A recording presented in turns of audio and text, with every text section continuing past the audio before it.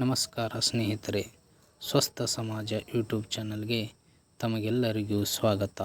ಇವತ್ತಿನ ದಿನ ನಾನು ನಮ್ಮ ಮನಸ್ಸು ಪ್ರಶಾಂತವಾಗಿರಲು ಏನು ಮಾಡಬೇಕೆಂದು ಕೆಲವು ಸಲಹೆಗಳನ್ನು ನೀಡಬಯಸುತ್ತೇನೆ.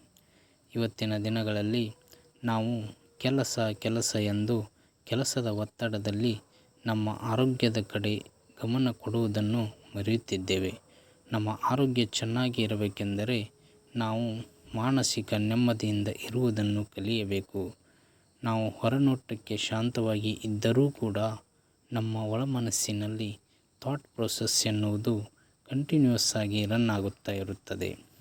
ಉದಾಹರಣೆಗೆ, ನಮ್ಮ ಆಫೀಸ್ನಲ್ಲಿ ನಮಗೆ ಯಾರೊಂದಿಗಾದರೂ ಜಗಳವಾದರೆ ನಮ್ಮ ಮನಸ್ಸು ಕಂಟಿನ್ಯೂಸ್ ಆಗಿ ಆ ವಿಷಯದ ಕುರಿತು ಯೋಚಿಸುತ್ತಿರುತ್ತದೆ.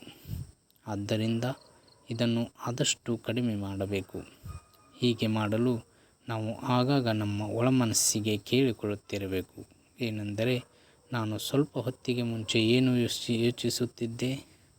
ಈ ಥರ ಕೇಳಿಕೊಳ್ಳುವುದರಿಂದ ನಮ್ಮ ಮನಸ್ಸನ್ನು ಸ್ಥಿರ ಸ್ಥಿತಿಗೆ ತರಬಹುದು ಹಾಗೂ ನಾವು ಭೂತಕಾಲದಲ್ಲಿ ನಡೆದ ವಿಷಯಗಳನ್ನು ಯೋಚಿಸಿ ಚಿಂತಿಸುವುದನ್ನು ಅಥವಾ ಅವುಗಳ ಬಗ್ಗೆ ಯೋಚಿಸುವುದನ್ನು ಬಿಡಬೇಕು.